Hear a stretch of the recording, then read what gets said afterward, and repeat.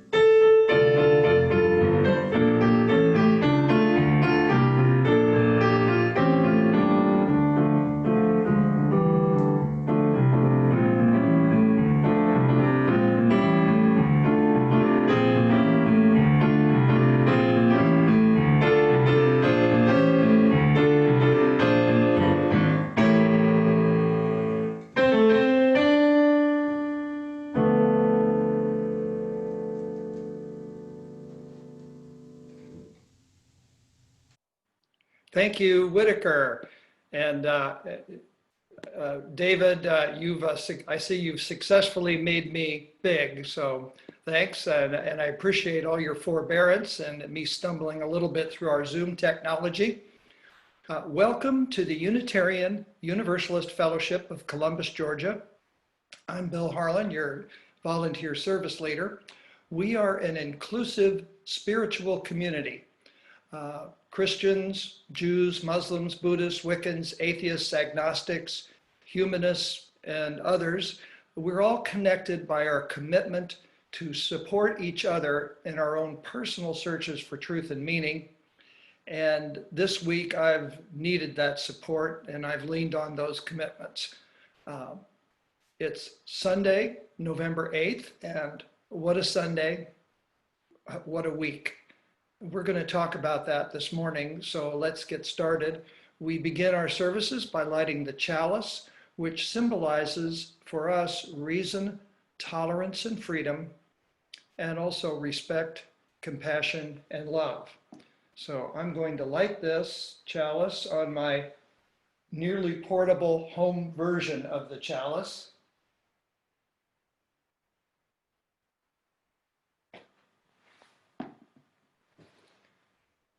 The topic of this morning's service is coping with chaos. So let's just pause for a second and think about a little bit more deeply about what that chalice symbolizes. Reason, tolerance, and freedom, respect, compassion, and love. And boy, if we could achieve those six things, I think we could stop right now and enjoy the rest of our Sunday outside of church. But let's continue. David, do you want to make yourself large and unmuted and give us a quick Zoom lesson? Sure. There you go. We do plan to post this service on YouTube later. So if people don't want their lovely faces on YouTube, you can click on the stop video button if you are playing it to begin with. Second of all, this is going to be an audience participation post-presentation discussion, and Bill is counting on all of us to contribute our own thoughts on the topic, and he'll tell you more.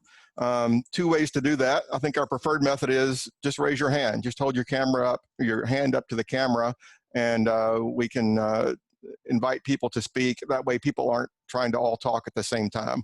We'll see how that goes. If you'd rather not speak, you can use the chat button, and you click on that and you have a little button or in the bottom right probably where you can type in, you know, whatever you want to type in. So with that, back to you, Bill. Thanks, David. All right, so we do have some announcements this morning. Next Sunday, October 15th, our speaker will be Jonathan Perkins. We moved him from this Sunday. And he'll talk to us about a slam poetry program that he founded about 10 years ago right here in Columbus, and it's a program that invites young students to write and perform as a way to explore who they are in this world. That's going to be a really interesting service.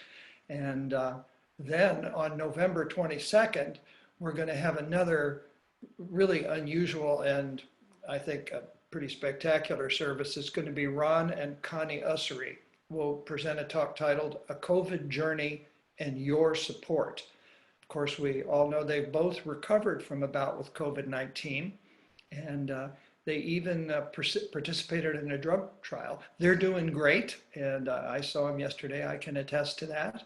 And they have quite a story to tell. So that'll be on Sunday, November 22nd. And then November 29th, our lay leader, Rick Spradlin, will lead the service with a topic to be announced. I'll also mention that we're looking for speakers for December. And right now, as of right now, they must be Zoom friendly. But if you have ideas, and some of you have already given me some good ideas, please message me. You can always reach me at uufcga@gmail.com. Final announcement from Hal Majette. Perhaps you're a little burned out from election fatigue, but stick with us because we're going to have our very own election. As according to our new bylaws, 4 board positions are open. And that doesn't mean that the incumbents are not running again, but it just means these positions are open. And the positions this year are president, treasurer, secretary, and a trustee. The deadline for making nominations is November 17th. You can phone or email your nominations to the office, and this is a self-nominating process. So if you have someone you think should be nominated for these positions, get a hold of them and persuade them, and they can nominate themselves. Let me throw a curveball at David and Hal. Maybe Hal has something to add to this. And David, can you be prepared to, or at least can you be prepared to unmute Hal if he's wildly waving his arms at us that he does have something?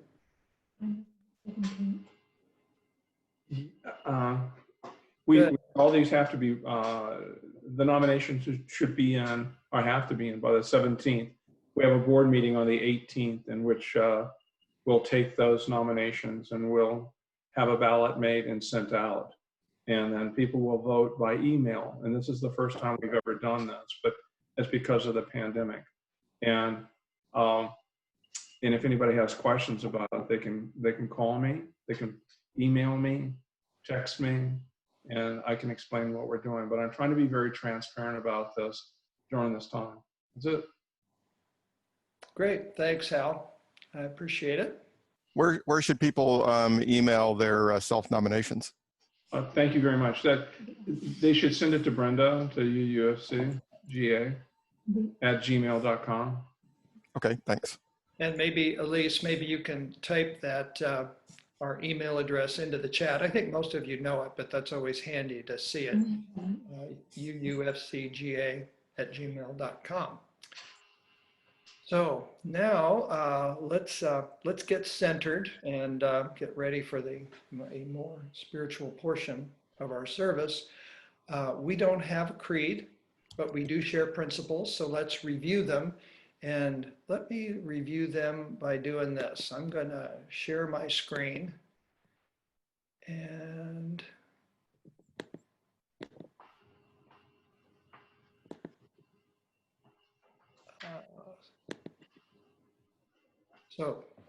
just to orient you all, this is our order of service this morning.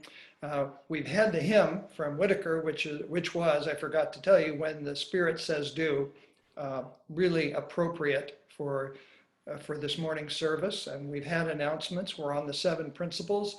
As you can see, we're going through our normal service and with the reading by Danielle and some terrific music from Whittaker. Right up to the end. And then afterwards, it's not on the schedule, but after Whittaker plays the final hymn, we're all going to, if you want to stay, stick around and we'll have coffee and just a free-ranging Zoom social hour.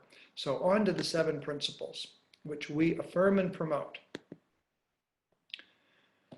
First, the inherent worth and dignity of every person. Second, justice, equity, and compassion in human relations. 3, acceptance of one another and encouragement to spiritual growth in our congregations. And this 3rd principle is what really inspired my idea for this morning's service. Of course, and the 4th principle too, a free and responsible search for truth and meaning. 5, the right of conscience and the use of the democratic process within our congregations and in society at large. And we are certainly getting a very large dose of democracy at the end of 2020.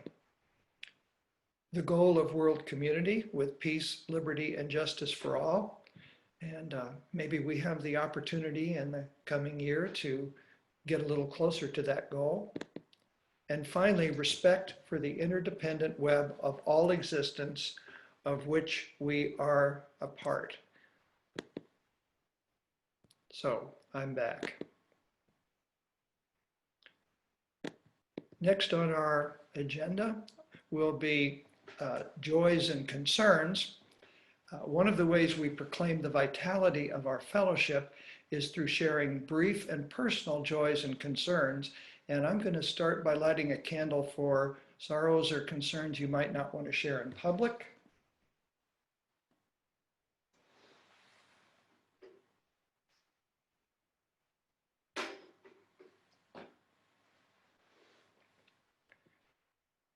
I'm going to light all the candles at once after we're done. I've got 2 sorrows.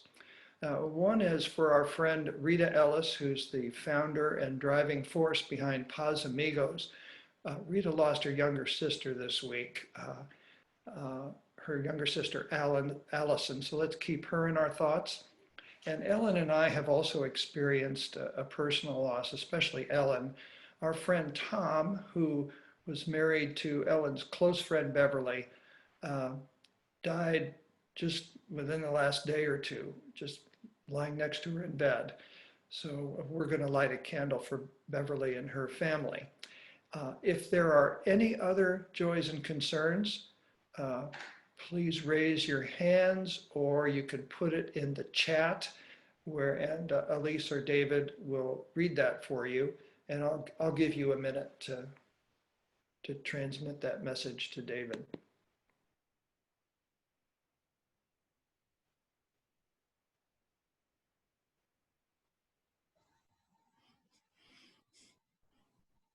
Amanda has a joy for our virtual road trip to Atlanta last week and for joining the UU Fellowship there.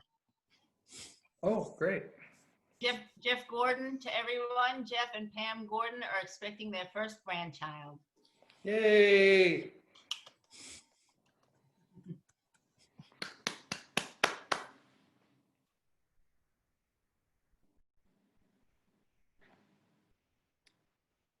I'm just giving some space to let people think about this. I know it's weird to do this online still. David, or at least, does that look like we're ready to move? I think so. Looks good. All right. Now it's time for another UU of Columbus tradition, our Celebration of Life toast by Ed Wilson. It's not a sacrament, it's just a friendly tradition. I'll read it and you can join in on the last line and grab something to drink that's appropriate for the time of day, wherever and whenever you are, or even if it's inappropriate. Please raise your glasses and cups, and remember the last line, we can all join in. We celebrate life with its beauty and its pain.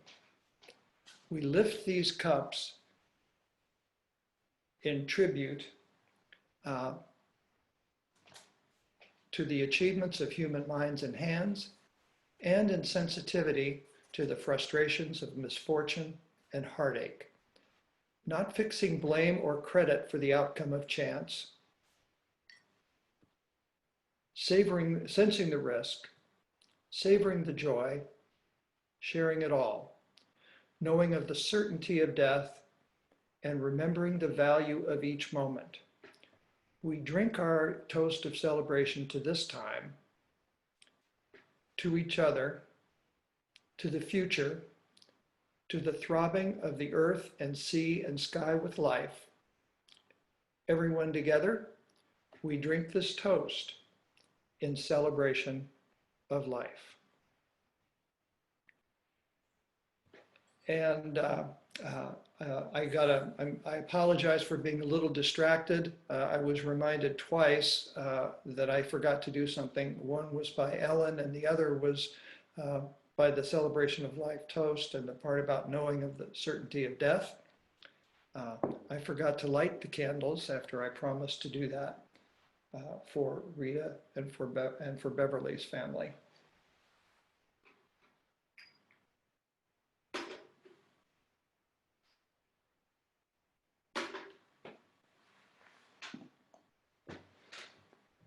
So thank you, everyone, for your forbearance and for Ellen for the reminder.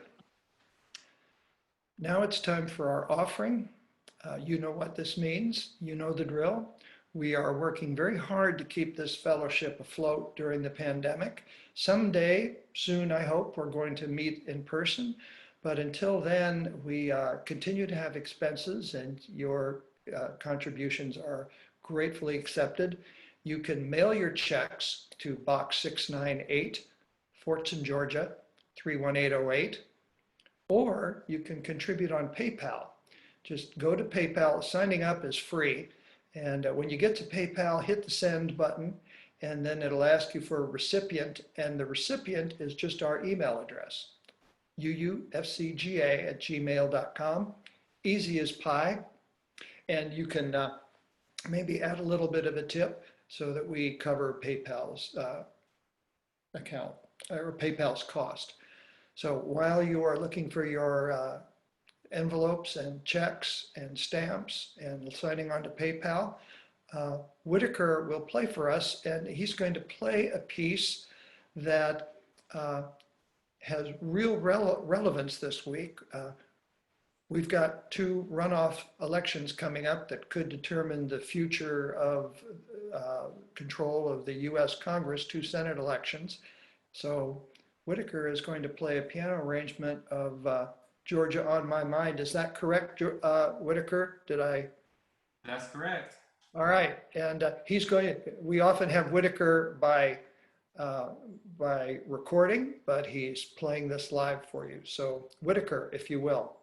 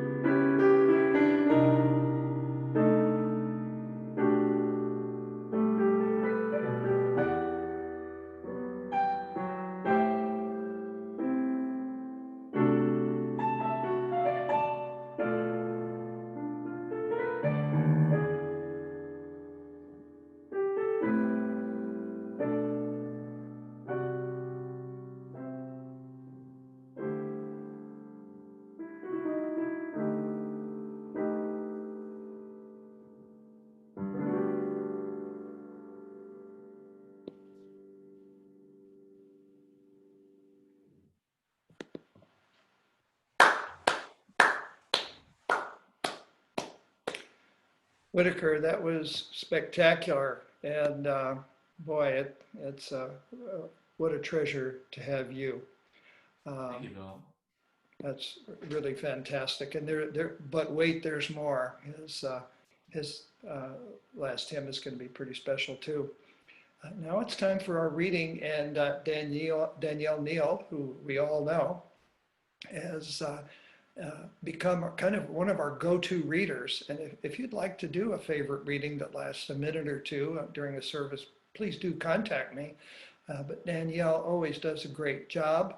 She's a professor at Columbus State University and a member of our fellowship. So David, if you will call up Danielle's reading for us. Danielle Neale. Thank you for joining me this Sunday in my lab. I come here when the world is chaotic and my mind is chaotic, and I'm trying to find a little bit of peace and a little bit of solace, even if it means in my own thoughts. Which is why I would like to share with you a poem by Jan Richardson called Blessing in the Chaos. To all that is chaotic in you, let there come silence. Let there be calming of the clamoring, a stilling of the voices that have laid their claim on you, that have made their home in you, that go with you even to the holy places, but will not let you rest, will not let you hear your life with wholeness or feel the grace that fashioned you. Let what distracts you cease. Let what divides you cease. Let there come an end to what diminishes and demeans, and let depart all that keeps you in its cage. Let there be an opening into the quiet that lies beneath the chaos, where you find the peace you did not think possible and see what shimmers within the storm. I hope you find the peace today to have a good, less chaotic Sunday, and I hope you enjoy the rest of your week. Well, thank you, Danielle, as always. That was wonderful. I like that poem, and I love the part about your laboratory as your shelter, as a space where a person can become centered. I also hope all of you noticed the kind of bright orange, reddish orange shower head in the background of Danielle's lab. That's a fixture of any well-equipped lab. It's an emergency shower used to wash off any accidentally spilled toxic substances, I believe. It's maybe not a bad idea to have one in our homes. So this morning we are going to talk about coping with chaos, and there's a little bit of a story about how I got the idea for this presentation. This week has been a roller coaster, and that's kind of an understatement. The night of the election, I've been pretty good about managing my social media and managing my news consumption to not work myself into a frenzy, but I have to admit I was up till about 2 a.m. Watching paint dry and getting more and more anxious.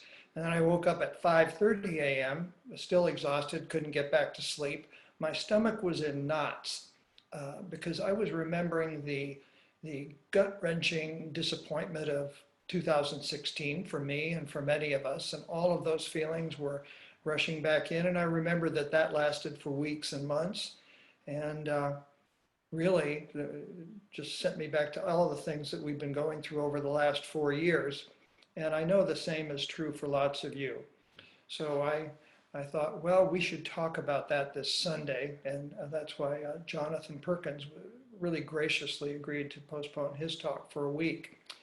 And I did find some relief on Wednesday when all the results were still in doubt. I'm fortunate that I'm not alone through all of this. Ellen and I live together. We're life partners and very lucky that way. We don't social distance or wear masks. And Ellen showed me a short piece of writing that came from the internets that I thought was extraordinary. And it's pretty strong, but I'm going to share it with you anyway, because I did find some relief in it on Wednesday when the election results were still pretty much in doubt. And it comes from a Protestant minister. I won't identify them personally because I wasn't able to reach them for actual permission to read it in our service, but I'm going to read it anyway. So this comes from a minister. Many years ago, I was invited to interview at a church for the chief pastor's position. The interview went well, I thought, and they had scheduled the two finalist interviews too close together. So I saw who the other finalist was. And I drove home pondering deeply how we were so radically different. He was as conservative as I am liberal. In every possible way, we were opposites. At this point in this process, it should have been down to a beauty contest, but it wasn't. I continued to analyze it, and it occurred to me three things. One, they had no idea what they wanted. Two, there was a deep division in the church and in the selection committee. And three, since they didn't mention these problems during my interview, they would not be able to work on them. So I called the committee chair and withdrew my name. I explained my reasons.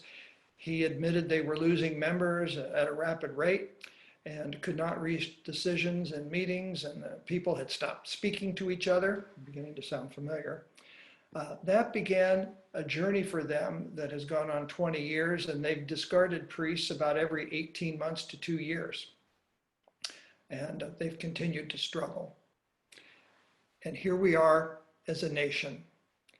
No matter who wins the selection, keep in mind this was written earlier in the week, we are deeply broken and lacked the ability to sit at a table and talk, negotiate, and find solutions that are fair and just for all human beings. We have lost civil discourse, and we are left with two opposite groups who can't find any common ground.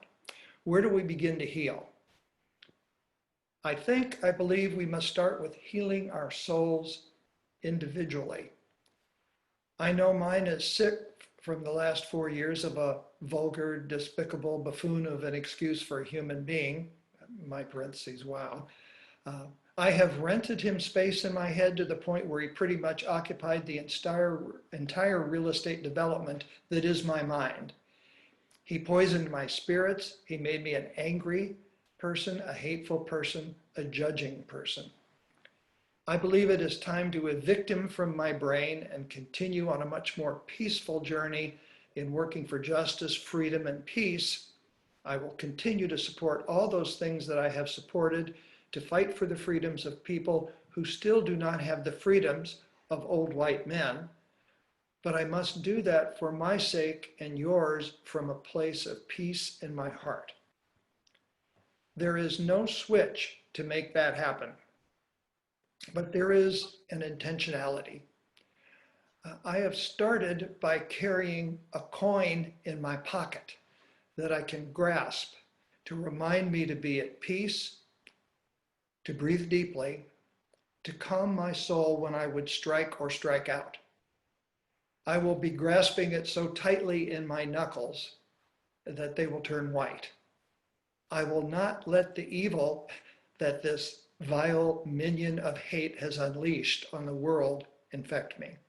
I will be part of the solution, not part of the problem, and we will rise. So I had, that there's strong language in there, and I offered that with a couple caveats, but it did give me some peace on Wednesday. And of course, then as the week goes on, events, started to look a little brighter and a little brighter. There's nothing like a victory for your tribe to alleviate anxiety. It's hard to be depressed while you're dancing. That said, elation does not last. Any elation doesn't last. And the sources of our chaos remain.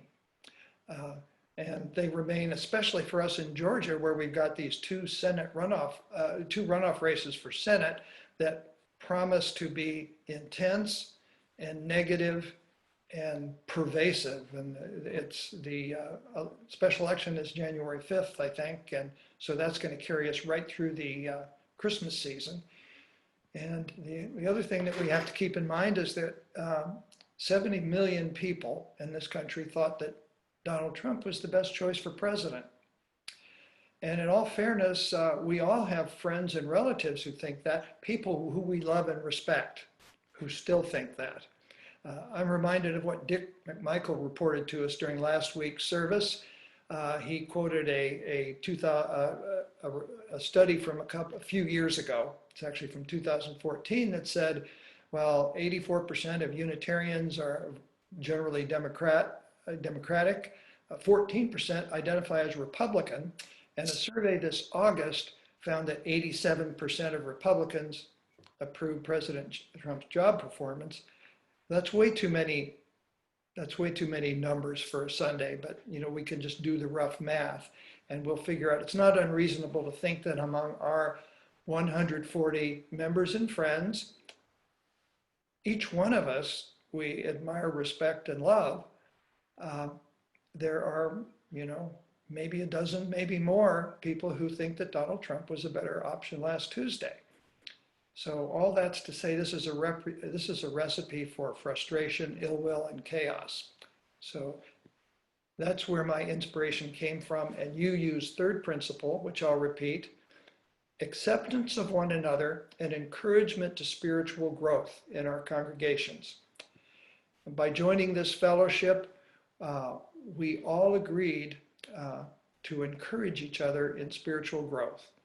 And I need some encouragement to spiritual growth this morning, so please help me.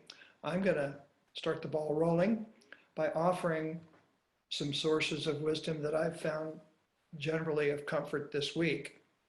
And the first is one that I often turn to from my late grandmother, who used to say that if you're depressed, mop the kitchen floor.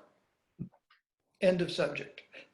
And I have to admit that I can't remember if it was Thursday or Friday, but 3 hours of yard work did make me feel a little bit better. And second, I would just say a lot of my friends in the fellowship here, I think of Joni Andrus, who's offered meditation instruction and mindfulness instruction, and Erica Bloodworth, who recently left, and Judy Barnett, who offer gentle yoga. And I have continued with that, and I have to say that movement does offer some relief. I think of how Danielle just said her lab is a kind of a safe place, or a place of comfort, or a place of refuge. My bicycle seat, cruising through the countryside of Georgia, has become a place of refuge for me. Any form of movement is. I also have drawn strength. I'm a regular listener to Krista Tippett's podcast on being, and this week I found an interview with Sharon Salzberg, who is author of Real Change, Mindfulness to Heal Ourselves and the World. Sharon Salzberg is a co-founder of the Insight Meditation Society in Barre, Massachusetts. I hope I'm pronouncing that correctly. Here's a quote from, she has, this book is kind of a roadmap for how to combine mindfulness and meditation in, not to withdraw from the world, but to find the energy to continue the fight that we're all practicing. So here's a quote from that past podcast. We practice mindfulness and meditation in order to cultivate a sense of agency, to understand that a range of responses is open to us.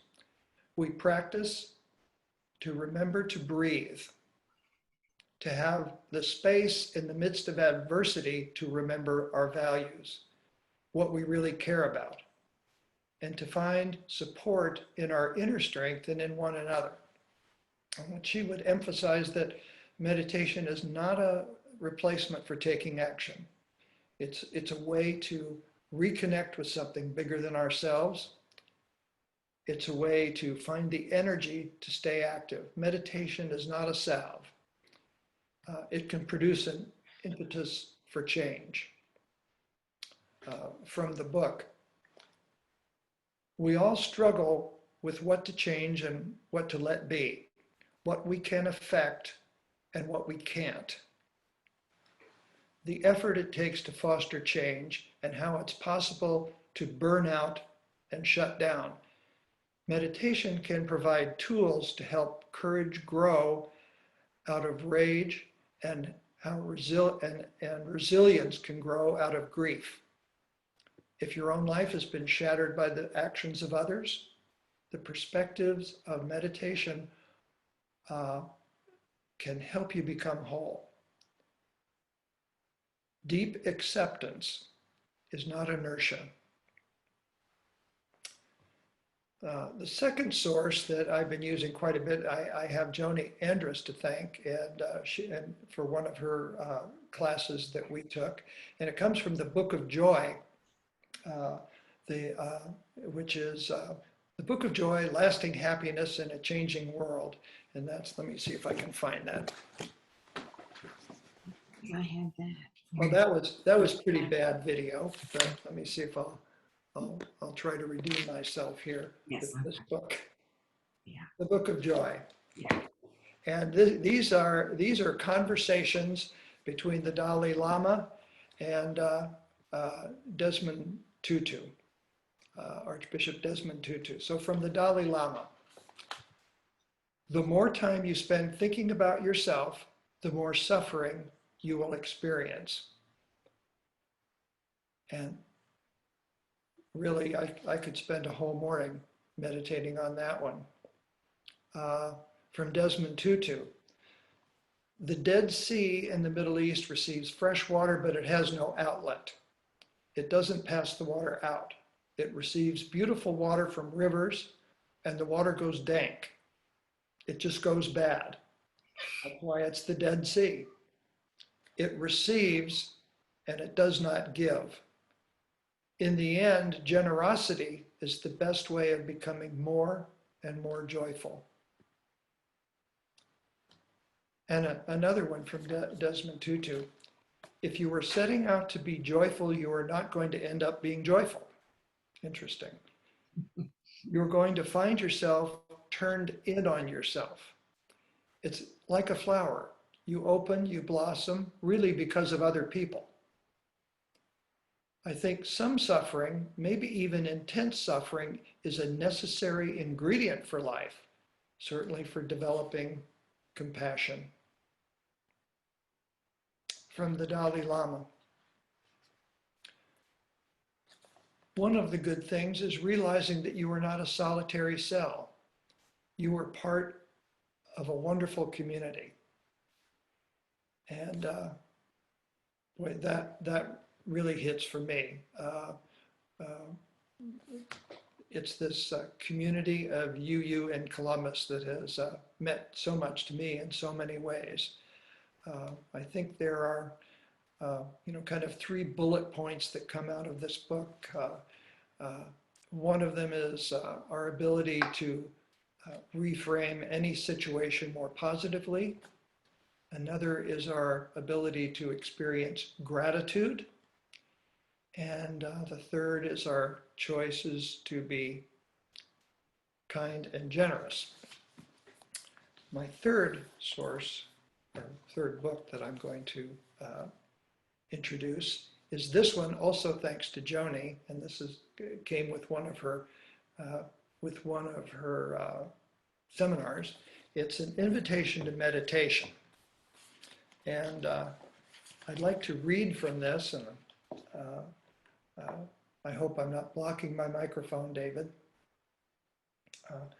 This is not going to be a class in meditation, but the whole point of this small book, which I heartily recommend, is about being in the here and the now. And a way to do that is to focus on our 5 senses. So they start out this section, they say the present moment is real. And parentheses, that's as opposed to the past, which we're angry about, and the future, which we're fearful about. The present moment is real. You can experience the present moment simply by opening your 5 senses to the world around you. Try it right now. See, feel, hear, smell, and taste what's in this moment.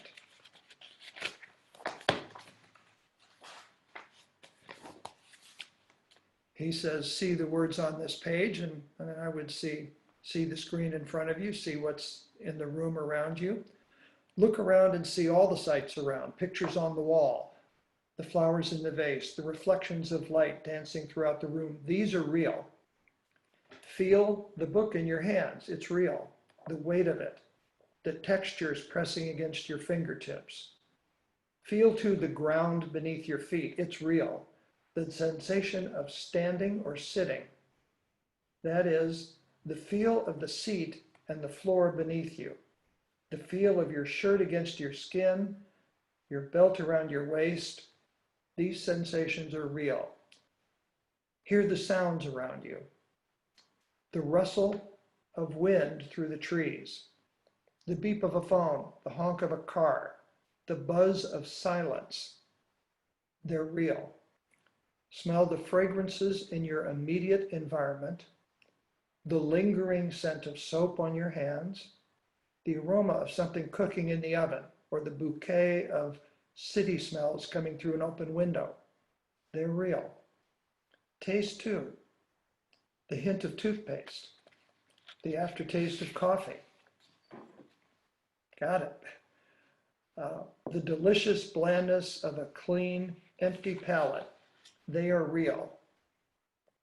We know these are real because we experience them with our 5 bodily senses, our senses of sight, touch, sound, smell, and taste. These sensory experiences prove undeniably that we are alive, that we are here in the present moment. And I return to this book daily. And Joni couldn't be here with us this morning. I'm a little disappointed in that, but she is joining a Buddhist group in Atlanta at the same time via Zoom. So in absentia, thank you, Joni, so much for that.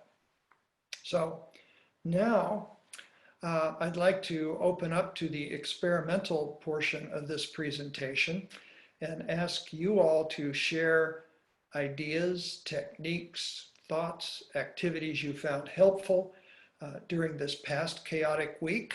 Remember our theme, coping with chaos, but not just this week, during this whole chaotic election season and this entire chaotic year of the pandemic. I'm inviting you to share what works. And if what works is to share your pain, frustration, or anger, then share that too. If howling at the moon works, tell us about it.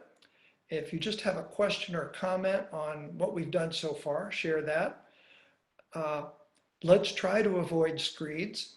And I say that, having, as wonderful as I found that minister's piece of writing, there was a little bit of a screed in there. So everybody is muted now. And how this works is we're going to open up the mics as you either raise your hands or share in chat or somehow get the attention of David and Elise. And we will use this as I'm hoping I get some wisdom from you all. So let's begin.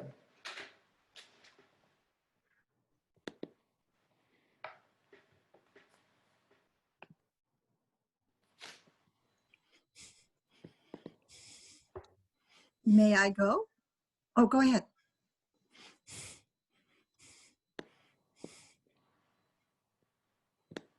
Whoever said, go ahead. Who was that? I'm gonna, should I unmute everybody, David? You could. I think that was your wife that said that. Oh, was it? I didn't recognize the voice. Something I probably didn't need to share. There she is. Ellen. Okay. I believe that music takes us to a place of peace. Whittaker's contribution this morning is an example of that. If we stop and listen, breathe deep, it's going to help us out. One song that I was thinking of this morning, and I would suggest you all look up on YouTube, is Dave Chapin's song, All My Life's a Circle. The chorus, the words to the chorus, the lyrics of the chorus are, All my life's a circle, sunrise and sundown, moon rolls through this nighttime till the daybreak comes around. Just a thought. Thank you. That's wonderful. I notice a clarification from John Mallory Land that the runoff election for local and state offices in Georgia is December 1st. The runoff for federal offices is January 5th. Deadline for voter registration for the latter runoff is December 7th. So thank you, John Mallory. I think Dave has something he'd like to say. Just waiting on somebody to call on me. Thanks, Ed. Let me switch here. I'm a technology geek, and numbers speak a lot to me, and I'm sure we've all seen this map a lot over the past few days. But Joe Biden's speech talked about unifying. This map doesn't make the country look very unified. It's a useful map for the electoral college process, but it doesn't accurately represent the voting and sentiments of the country. And I've seen an alternative map, which instead of calling everything one way or the other, completely blue or completely red, it shades everything as purple, according to how those votes went. So it is more of a continuum. And it shows that every state in our country is some shade of purple. Some a little bluer, some a little redder. But for a technology and numbers guy like me, this gives me a little more confidence in the country, knowing that everything is a shade of purple. We're not as divided as we think. And it also kind of reminds me of Rick's talk, where from a couple of weeks ago, when he mentioned that he and his neighbor are very different politically, but they get along just fine. Thanks, David. I think Harry would like to say something. Go ahead, Harry. Okay, thanks, Elise and Bill. Taking off of David's point too, another thing that is we're talking about unity and what have you. I would say look at the ballot measures that were drafted and passed this year, not just on Tuesday, but also earlier in the year. Missouri passed Medicaid expansion. Oklahoma passed Medicaid expansion. Florida passed $15 minimum wage by a significant margin, over 60%. So many states where even one's political party may not necessarily tell their position on a certain issue, as shown in a lot of the ballot measures that were passed, like marijuana being legalized in Arizona, New Jersey, and several other states. That when you ask people what they want, they sometimes show a bit more unity than party lines or party affiliation. So, of course, we don't have that option here in Georgia for the most part, but looking at where it did happen throughout this year, and especially on Tuesday, it gives me hope for unity, at least at the local and state level. Thank you, Harry. That's a really good point to remember, and that's and it goes along with David's point that sometimes the way we frame what's happening can color our view of how divided we are, and it's not always accurate. Mm-hmm. Ron and or Connie would like to say something. Okay, great. One of the things that I find anxious is the lack of control. When I feel like I don't have any input into a situation, or I'm powerless, then that's anxiety ridden. So along the lines of some of the tips you gave, Bill, one of the things that I find very helpful is to do something, to do whatever I can, even if it's a very small thing. And Bill, you've done an awful lot leading up to the election, more than I have. But I've tried to do a few things as well. And in this runoff, this upcoming runoff for Georgia Senate, there are several things that we're looking at doing. We've already volunteered to do, including addressing postcards and making phone calls, making monetary donations. Even though those donations aren't significant, it's something, and it's it's a pebble that can really mount to something.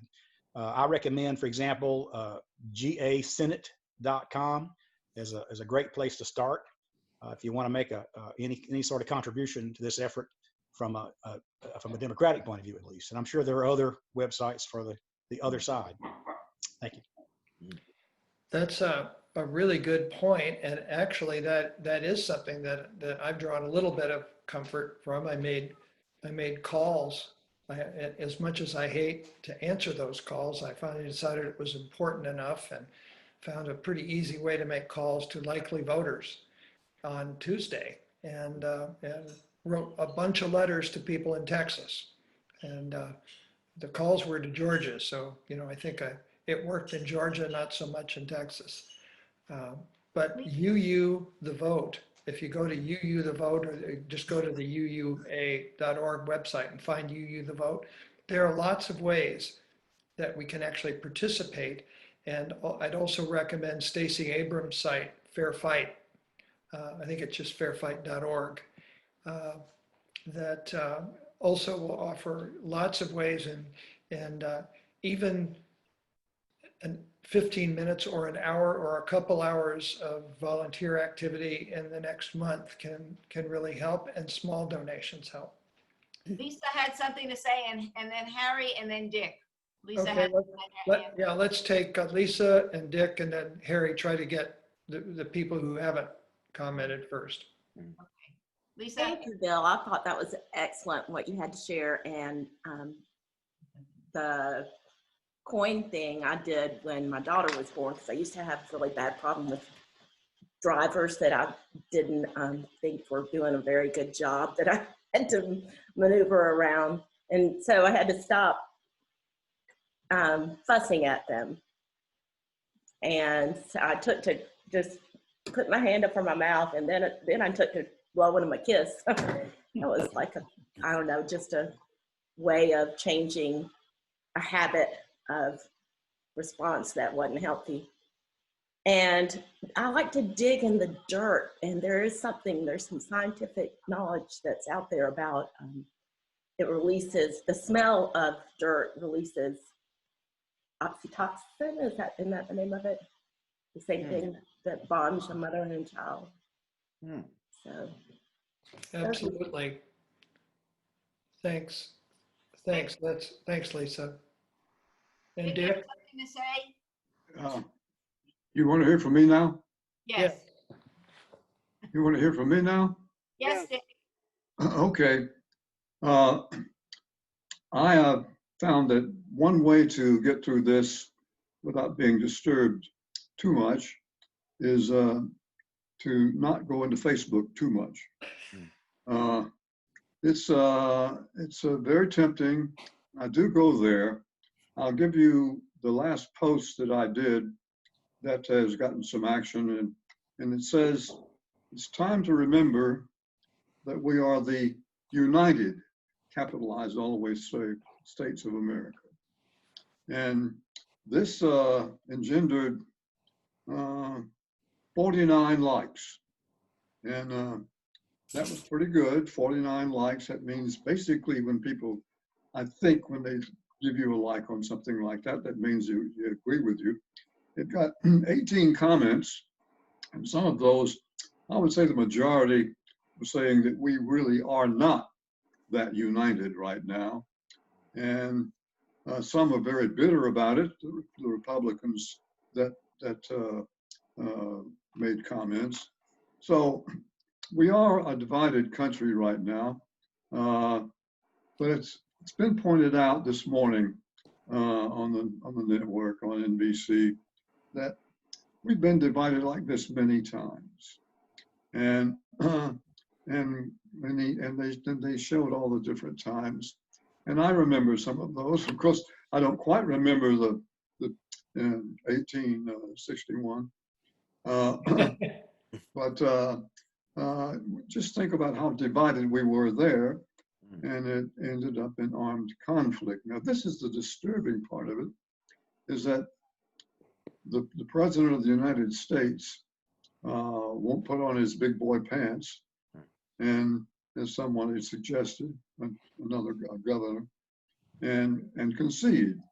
And so many past presidents or candidates who were running for election and who lost conceded, making the point that it's time to keep this country together and to continue contesting and fighting just divides the country even more. And so you have that over time. Now, if we could just get the same thing in the White House, that would be wonderful. It appears there's going to be a lot of litigation, but in the end, it appears that that Vice President Biden will prevail. So I agree with Marge, with Ellen, that one of the good ways of escaping this little bit is listening to some beautiful music, or listening to some of the favorite music. And I have the Apple Music app, and just thousands and thousands of songs to choose from. So I just say, don't concentrate too much on the problem, but it's not going to just go away. Thank you, Dick. We are close to the time to close, but we're not going to end. I would like to call on David to get ready with Whit's final music. But what I'd like to do now, we're going to have a social time, and we can continue this conversation after Whit plays. But for right now, I think it's time to extinguish the chalice. So let me do that. We extinguish the chalice here that it might glow gently in our hearts. May it light your path as you leave this place. And would everyone please join me in our closing words? I think most of you know them by heart. With unity of spirit, we go our ways in universal fellowship until we meet again. And now Whit is going to, when I kind of left it up to Whit to play whatever he wanted, and he did a great job. And I had a regret after I said that. I said, boy, there's one hymn that I really hope Whit plays. And he came up with it on his own. So great minds think alike. Whittaker, I'm sorry. I get cues from my floor manager here. Whittaker chose "We Are a Gentle, Angry People," and that's going to be a real balance in the coming 4 years. When to fight and when to seek reconciliation. So Whittaker, if you will please play us out, and we'll do this by video, David.